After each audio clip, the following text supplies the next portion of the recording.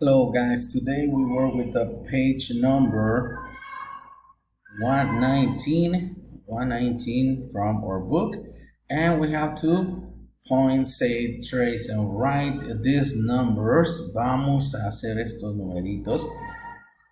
You can trace them, vamos a trazarlos, okay, with any color. Yo aquí agarré el red, pero ustedes lo pueden hacer con el color que quieran.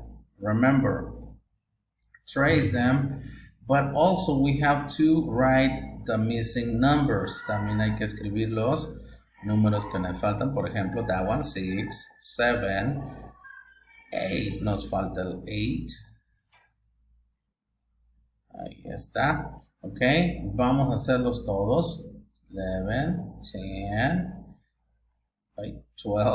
Por ahí va el 12. Déjenme el borro. Para completar este chart, para completarlo y tenerlos y poder repasarlos. Ok, vamos a escribirlos todos. Yo aquí no lo voy a hacer todo porque pues se tardaría mucho el video.